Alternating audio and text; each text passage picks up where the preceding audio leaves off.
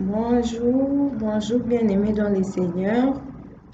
Je suis ravie de vous retrouver ce matin pour partager la parole du Seigneur.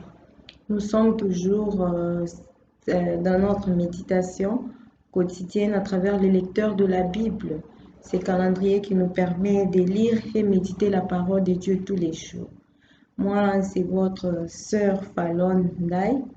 Et nous allons directement passer à notre temps de méditation sans plus tarder.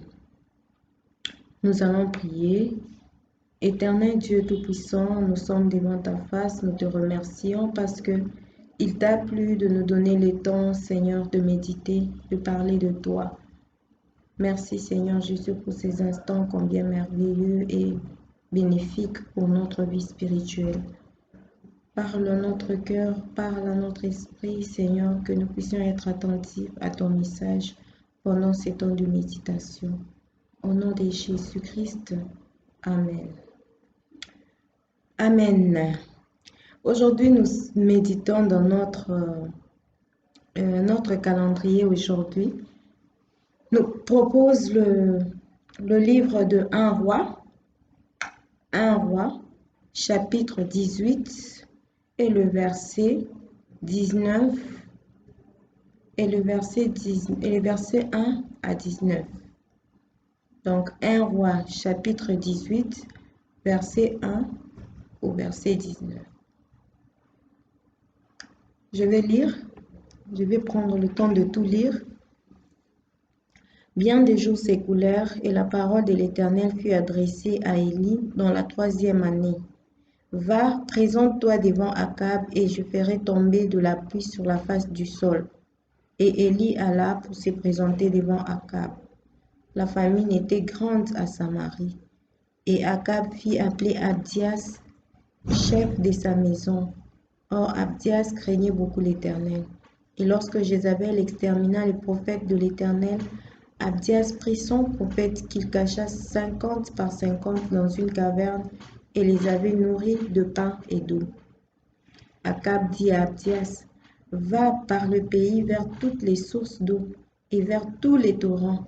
Peut-être se trouvera-t-il de l'herbe et nous conserverons la vie aux chevaux et aux mulets et nous n'aurons pas besoin d'abattre du bétail. Ils se partagèrent le pays pour le parcourir. Akab alla seul par un chemin et Abdias alla seul par un autre chemin. Comme Abdias était en route, voici Élie les rencontra. Abdias l'ayant reconnu, tomba sur son visage et dit, « Est-ce toi mon seigneur Élie ?» Il lui répondit, « C'est moi. Va, dis à ton maître, voici Élie. » Et Abdias dit, « Quel péché ai-je commis pour que tu livres ton serviteur entre les mains d'Akab qui me fait mourir? L'Éternel est vivant. Il n'est ni nation, ni royaume où mon maître n'est envoyé pour te chercher. » Et quand on disait que tu n'y étais pas, il faisait jurer par le royaume. Il faisait jurer le royaume et la nation que l'on ne t'avait pas trouvé. Et maintenant, tu dis, va, dis à ton maître, voici Élie. Puis lorsque je t'aurai quitté, l'Esprit de l'Éternel te transportera, je ne sais où, et j'irai informer Akab qui ne te trouvera pas et qui me tuera. Cependant, ton serviteur craint l'Éternel dès sa jeunesse. N'a-t-on pas dit à mon Seigneur ce que j'ai fait quand Jézabel tua les prophètes de l'Éternel? J'ai caché 100 prophètes de l'Éternel, 50 par 50 dans une caverne, et je les ai nourris de pain et d'eau. Et maintenant tu dis, va, dis à ton maître, voici Élie, il me tuera. Mais Élie dit, l'Éternel des armées dont je suis le serviteur est vivant. Aujourd'hui je me présenterai devant Akab. Abdias étant allé à la rencontre d'Akab, l'informa de la chose et Akab s'est rendu au devant d'Élie.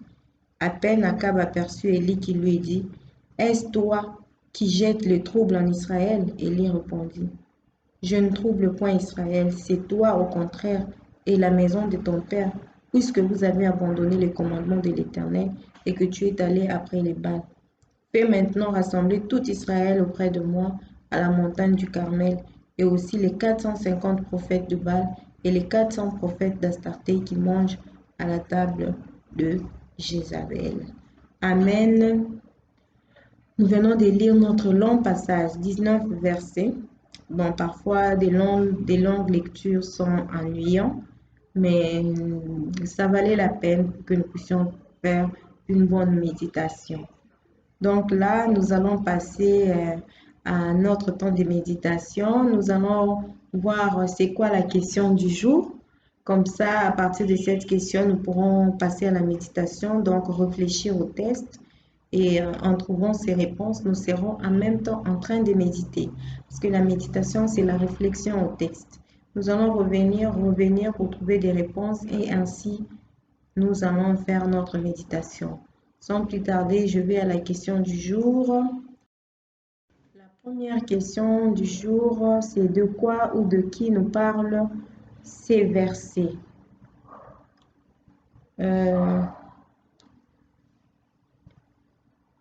De quoi? Pour répondre à la question de qui, donc quels sont les personnages dont nous parlent ces versets? Ces versets nous parlent aujourd'hui du prophète Élie, dont l'Éternel a appelé de quitter le caverne ou la grotte où il était caché. Désolé.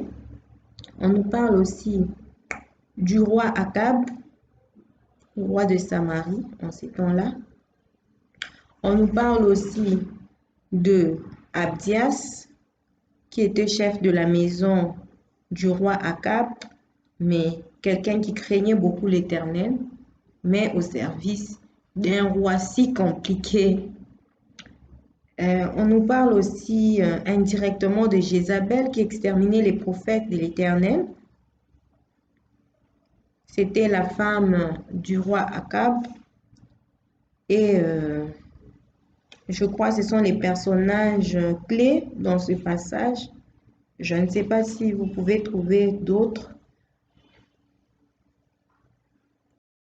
Mais indirectement, il y a aussi les prophètes des Baals dont fait appel le prophète Élie et les prophètes d'Astarté.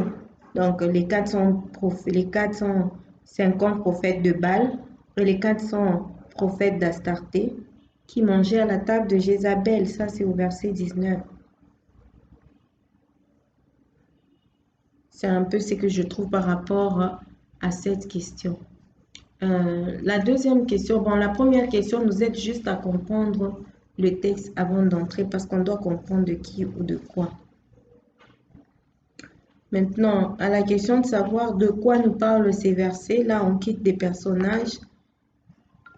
Là on quitte des personnages vers de quoi, quelles sont les choses dont parlent ces versets. On nous parle de la présentation de l'Éternel qui s'est présenté à Élie, qui lui a parlé, de la parole de l'Éternel qui fut adressée à Élie pour quitter et d'aller se présenter au roi Akab. C'est un peu ça.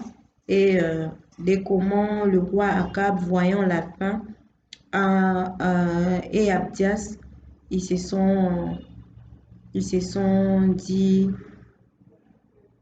d'aller investiguer pour trouver s'il y a des sources. Tellement qu'il y avait la famine, il n'y avait pas d'eau. Alors ils se sont dit d'aller aller un peu partout, chercher si on pouvait trouver, s'ils pouvaient trouver des sources d'eau pour juste nourrir même leurs chevaux et leurs mêlées. C'était un peu ça par rapport à leur faim. C'était un peu ça par rapport à leur faim. Donc, ils se sont demandé d'aller dans le chemin. C'est alors que dans ce chemin-là, Abdia s'est rencontré avec le prophète Élie. Et le prophète Élie lui demande de retourner vers le roi Akab pour lui dire qu'il l'a vu. Et c'est comme ça qu'Akab commence à demander au prophète Élie, mais que me veux-tu? Parce que l'autre fois, comme on a dit, Abdias craignait beaucoup le Seigneur. Lorsqu'il voyait que Jézabel tuait les prophètes, et même lorsque le prophète Élie est allé se cacher, lui aussi cachait certains dans les cavernes. Il avait caché plus de 100 prophètes dans des cavernes 50 par 50. Et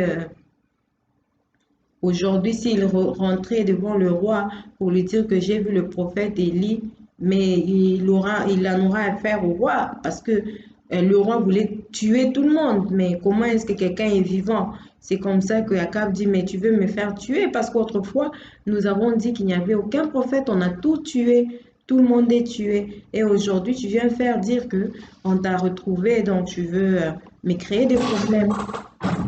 Et lorsque je dirais qu'on t'a retrouvé, il ira te chercher. Je l'aurais dit déjà que je t'ai vu, je t'ai rencontré. Tu m'as dit d'aller lui dire que je t'ai rencontré. Après, je sais comment le Seigneur travaille avec toi. Tu seras, je ne sais pas, enlevé vers quelle contrée pour te cacher et il ne te verra plus. Et c'est moi qu'on va tuer parce que je t'ai dit, je lui aurais dit que je t'ai vu et après, je ne t'ai pas vu. Et du coup, Abdias a hésité et le prophète Élie lui confirme et lui rassure que cette fois-ci, je vais me faire voir, quoi. Je serai visible, donc je vais le rencontrer lorsqu'il me cherchera. C'est comme ça que Élie s'est rencontré avec Akab et Élie a demandé à Akab, et Akab a demandé à Élie si c'est lui qui faisait abattre tous ces malheurs sur les peuples, la famine et autres. Mais Élie lui a dit, c'est pas moi, plutôt c'est toi, parce que tu ne veux pas obéir au commandement du Seigneur. C'est un peu ça, s'il faut dire de quoi ou de qui parlent ces versets. J'aime bien à la question de quoi faire un récapitulatif de l'histoire. J'aime bien pour faire comprendre, au lieu de citer rien que les choses de quoi ou de quoi, j'aime bien expliquer de quoi, donc une petite histoire. Que Dieu vous bénisse. Nous allons passer maintenant à la question de savoir, y a-t-il un exemple à suivre ou à ne pas suivre dans ces passages? Y a-t-il un exemple à suivre ou à ne pas suivre? Pour cela, nous allons revenir au texte doucement. Nous ne sommes pas pressés, nous sommes en train de méditer, nous sommes en train d'écouter le Seigneur. Nous allons regarder de quoi ou de qui nous parle ce verset. Plutôt, y a-t-il un exemple à suivre ou à ne pas suivre? C'est ce que nous allons regarder dans les textes, s'il y a un exemple à suivre ou à ne pas suivre. Comme ça, nous allons répondre par rapport à cette question. Bon, moi, je trouve du premier verset et au deuxième, je trouve là un exemple à ne pas suivre du prophète Élie. Vous voyez la manière dont on a tué, c'était quelqu'un qui vivait dans le stress, si je peux le dire. On a tué déjà beaucoup de prophètes et il se disait le seul prophète qui était resté, il est allé se cacher. Et là où il était caché, le Seigneur lui dit, vas-y, va te présenter devant le roi Akab. Quel roi? C'est pas un roi paisible, c'est un roi qui cherche à tuer le prophète, c'est un roi qui le connaissait aussi bien. Et le Seigneur lui demande, va et présente-toi devant Akab. Oh. Ce qui me plaît, qui me donne comme un exemple à suivre, c'est, on dit, et Élie alla pour se présenter devant Akab. Élie alla pour se présenter devant Akab. Il a écouté, aussitôt écouté, il s'en va. C'est un exemple à suivre dans le sens de l'obéissance. Avec tout ce qu'il y a eu, il pouvait s'expliquer, il pouvait dire au Seigneur, mais voilà, mais ce roi euh, qui tue les gens, mais tu m'envoies encore devant lui. Mais par son obéissance, il sait prendre les risques, il sait que j'ai affaire à quelqu'un qui est plus puissant. Je peux dire aussi un exemple à suivre, c'est la confiance qu'il a du Seigneur. Il sait que c'est un danger là où il va, mais puisque c'est le Seigneur qui l'y envoie, il préfère y aller. Il préfère y aller sans discuter vers la personne qui tue. Je ne sais pas si pour nous aujourd'hui, cela serait facile de savoir que quelqu'un, s'il me voit aujourd'hui, il va me tuer. Mais je vais quand même y aller parce que tout simplement le Seigneur l'a dit. Ça serait facile pour certains, d'obéir au Seigneur, quel que soit le danger que nous apercevons devant. Mais pour certains autres, c'est pas vraiment facile d'obéir au Seigneur tout simplement. Mais je vois Élie, le prophète, il sait conduire les gens bien. Il a confiance au Seigneur. Il préfère obéir, il préfère même mourir à cause de l'obéissance. Il dit, comme c'est le Seigneur qui a parlé, si on va me tuer, on va me tuer. Si on ne va pas me tuer, donc c'est le Seigneur parce que c'est lui qui commande. En tout cas, c'est un exemple à suivre. Soyons de ceux qui suivons le Seigneur parce que c'est le Seigneur qui commande. Tout est entre tes mains. Ayons confiance au Seigneur, quel que soit le chemin. Parfois, il y a le chemin, bien de fois nous acceptons certaines conduites des directions du Seigneur parce que selon l'endroit où le Seigneur nous envoie paraît bien, hein, et ça paraît bien. Il y a parfois d'autres personnes, le Seigneur t'envoie pour évangéliser dans des villages. Le Seigneur t'envoie évangéliser dans des villages pleins de moustiques, il n'y a pas où dormir, il n'y a pas à manger, il n'y a pas d'électricité. Combien de gens acceptent, combien de gens sont contents d'y aller, de se lever et y aller parce que c'est le Seigneur qui a envoyé. Bien des temps, lorsque le Seigneur nous envoie dans une ville, nous disons oui, ça va, ça fait tout bon, je vais obéir. Nous obéissons non pas parce que nous obéissons au Seigneur, mais parce que nous savons que ça promet. Le Seigneur peut t'envoyer aux États-Unis, tu acceptes. Mais combien de gens acceptent d'aller dans les périphéries? Le Seigneur dit, lève-toi, vas-y. Des endroits dangereux. Parce que je vois aller chez Akab pour Élie, c'est un endroit dangereux. Mais les endroits dangereux aujourd'hui sont de plusieurs facettes. Pas seulement devant quelqu'un qui va me tuer, mais devant un danger par rapport à la vie sociale et autres. Combien nous savons obéir. Aller vers quelqu'un aussi dans nos choix. Des choix qui s'avèrent dangereux, mais l'ainsi dit le Seigneur arrive. Combien de gens nous obéissons? Moi, je trouve que c'est vraiment un exemple à suivre de ce prophète, de suivre Dieu qui tient tout entre ses mains, quel que soit ce qui est visible, quel que soit le mal qui est vraiment visible, mais il accepte de suivre le Seigneur, d'aller avec les Seigneurs. C'est un peu ce que je trouvais comme un exemple à suivre. Je vais regarder s'il y a encore un autre exemple à suivre ou à ne pas suivre. Au verset 4. Je trouve un exemple à suivre euh, avec ce chef Abdias. Abdias est un exemple à suivre dans le sens que il travaillait dans la maison de quelqu'un qui ne connaissait pas le Seigneur, un chef qui ne craignait pas le Seigneur. Mais Abdias était quand même obéissant envers ce chef. C'est un exemple à suivre. Parce que tant de chrétiens se disent qu'ils ne peuvent obéir qu'aux chefs qui connaissent le Seigneur, qui prient, qui craignent Dieu, et l'autre, il n'a pas droit de l'obéir. Non. Le Seigneur nous demande d'obéir à nos chefs sans condition.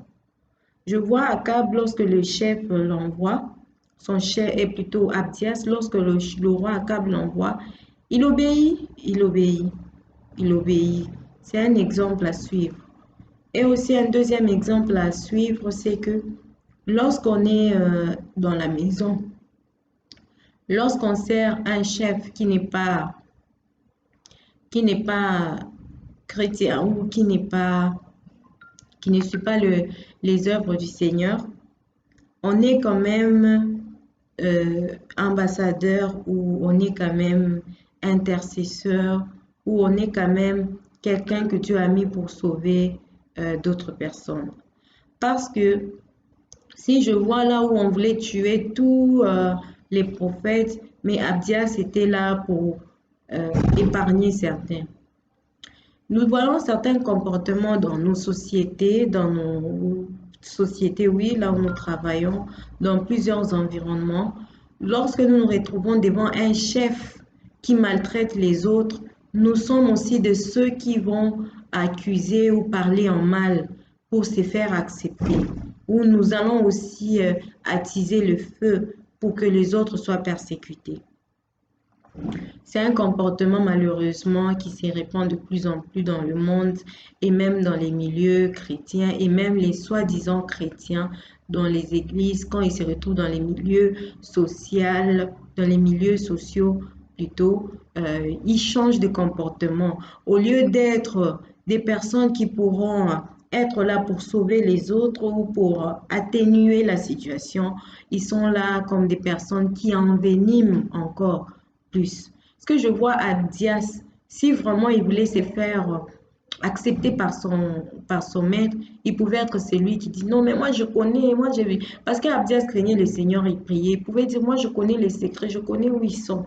Même les prophètes, même les 100 prophètes qu'il avait cachés, il pouvait les livrer. Voilà, j'ai travaillé, voici, ils étaient là, moi je les ai eus et tout.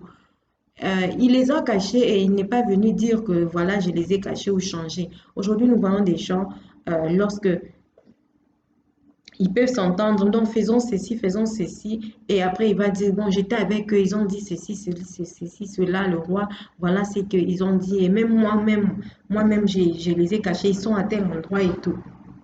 Mais je vois Abdias, il est resté craignant les seigneurs, il est resté craignant les seigneurs, quelles que soient les circonstances, même si il ne pouvait plus être accepté. Mais malheureusement, il n'y avait pas eu des problèmes d'acceptation ou un problème avec le roi. Mais moi, l'exemple à suivre, c'est le fait qu'il a pu être l'intercesseur ou la personne mise pour sauver les autres. Comme il est dit dans Esther, euh, et si c'était pour des temps comme celui-ci que le Seigneur t'a mis euh, comme on disait à Esther, t'a mis à cette position. Et même toi aujourd'hui, je viens te parler. Et si c'était pour des temps comme celui-ci que le Seigneur t'a mis à la position où tu es, mais toi, pour cette position, au lieu de sauver les enfants de Dieu, d'être juste envers eux, toi aussi tu essaies de suivre les injustes au lieu de parler en bien, au lieu d'atténuer la situation, parce que on ne sait pas si c'est pour des temps comme celui-ci que le Seigneur t'a mis à cette position. C'est peut-être pour être l'intercesseur ou l'avocat de tes frères, mais toi plutôt, tu vas changer la situation, tu vas envenimer. C'est pas un exemple à suivre ce que tu fais.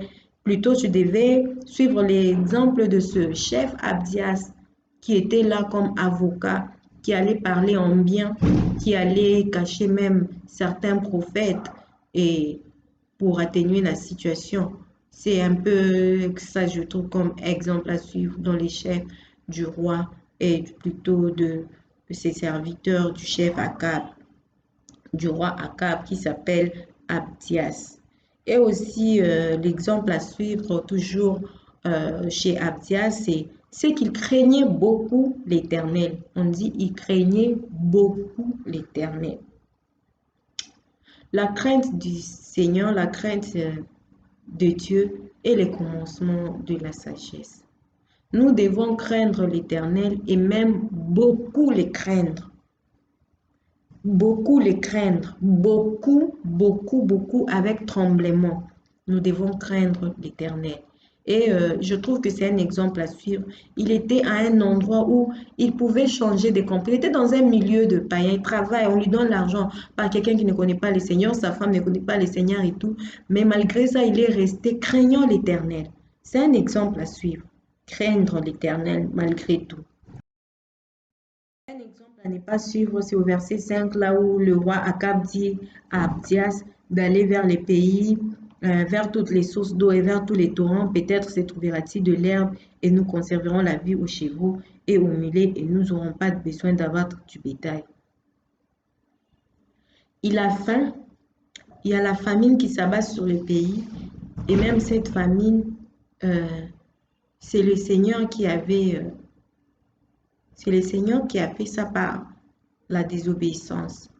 Au lieu de chercher le Seigneur, il continue à aller chercher ses propres solutions, à faire confiance à ses propres découvertes. Moi, le roi Akab ne m'inspire pas, ce n'est pas un exemple à suivre. Et il dit d'aller vers les sources, il pouvait trouver même de l'herbe pour donner, euh, pour donner aux chevaux, afin qu'ils ne puissent pas manger les troupeaux et autres, parce qu'il y avait la faim. Du coup, ils avaient besoin de commencer maintenant à tuer les bétails qu'ils avaient. Et il dit, bon, comme la faim, il y a trop de faim, moi je vais de ce côté, toi aussi va de ce côté. Si on trouvera vers les sources là, s'il y a un peu d'herbe, on prend, on vient faire manger à nos bétails. Moi, je trouve que c'est un exemple vraiment à ne pas suivre.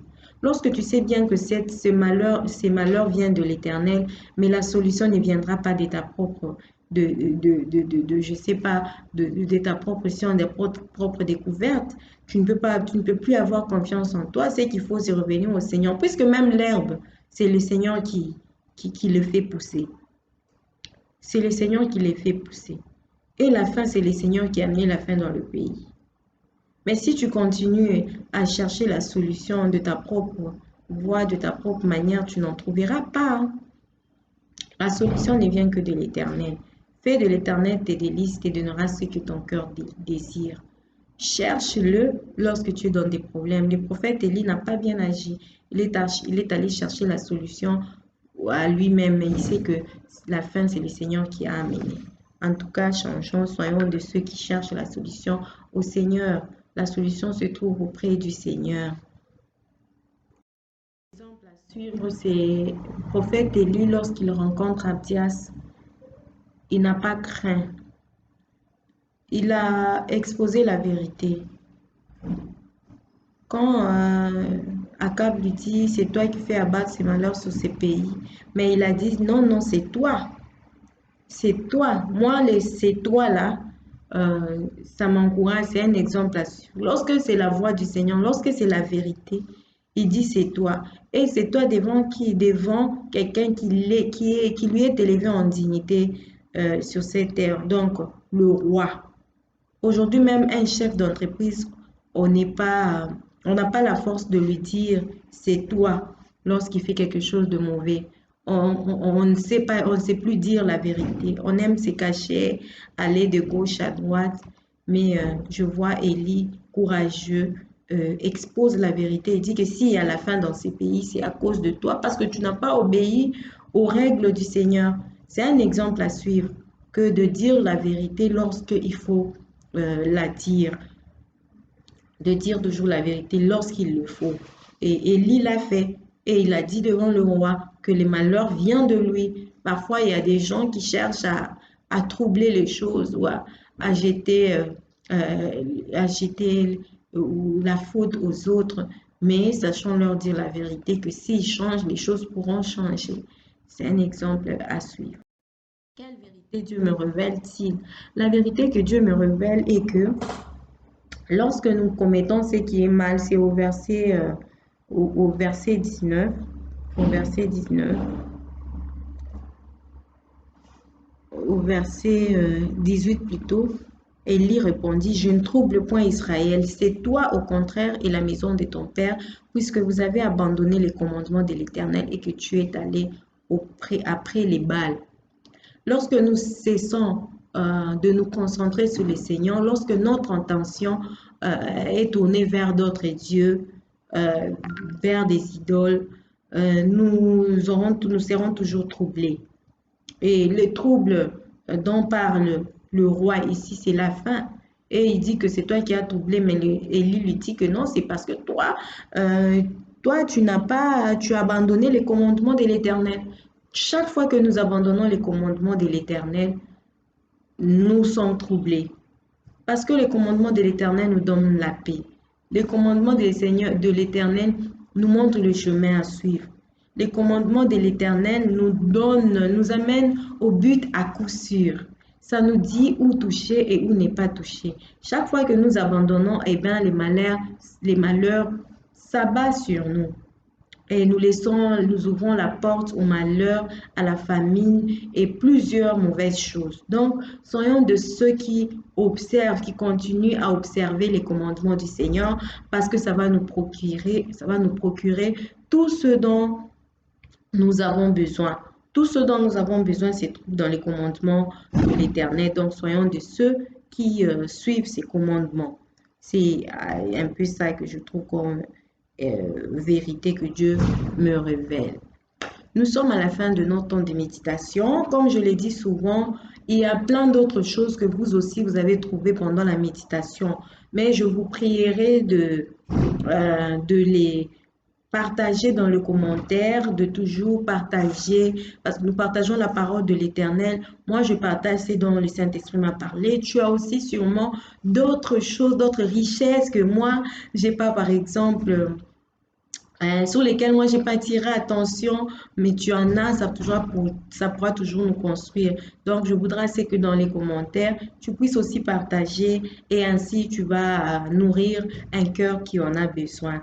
Que Dieu vous bénisse. Nous allons passer à l'étape de la prière. Cette fois-ci, la prière consiste à demander au Seigneur, comme les lecteurs nous les demandent. Demandez-vous, y a-t-il quelque chose que Dieu me montre dont j'ai à me repentir, pour lesquels lui formuler ma demande, pour lesquels lui remercier et le louer, et pour lesquels lui obéir? Donc, par rapport à ce passage, nous allons prier à ces questions, si, il faut lui remercier, s'il faut obéir, s'il faut se repentir. Merci Seigneur pour cette méditation qui a été vraiment bénéfique pour nous, très riche Seigneur, un exemple à suivre et ça nous a montré des choses à ne pas suivre et même des vérités que lorsque nous sommes loin de tes commandements, nous ouvrons la porte au Dieu Tout-Puissant au malheur. Merci Seigneur Jésus pour cette parole. Nous demandons ainsi que tu puisses m'aider à rester fidèle à ta parole, à tes commandements, afin que le malheur ne s'abat pas sur moi à cause de manque de suivre tes commandements. Éclaire-nous, Seigneur Jésus, chaque fois de notre vie et aide-nous à dire la vérité et à être des véritables serviteurs. Permets-nous à te craindre, ô Dieu Tout-Puissant, au milieu des chefs et serviteurs et de chefs. Ô Dieu Tout-Puissant qui ne te craignent pas, que nous puissions comme Abdias demeurer ceux qui te craignent beaucoup, Père éternel, comme il est dit de Abdias, bien que travaillant avec un chef qui ne craint pas l'Éternel. Merci Seigneur Jésus, permets-nous d'être des personnes, des avocats au milieu, Seigneur Jésus, là où nous sommes des avocats de nos frères et sœurs. Ô Père éternel, à ne pas être des personnes qui enveniment la situation, Père éternel, mais à suivre et à parler en bien de nos frères et sœurs, ou à les préserver du danger. Oh, merci Seigneur pour cette parole. Dirige nos vies, conduis-nous et j'abandonne la journée entre tes mains. Au nom de Jésus-Christ, ainsi j'ai prié. Amen. Amen. Que Dieu vous bénisse. Bye bye.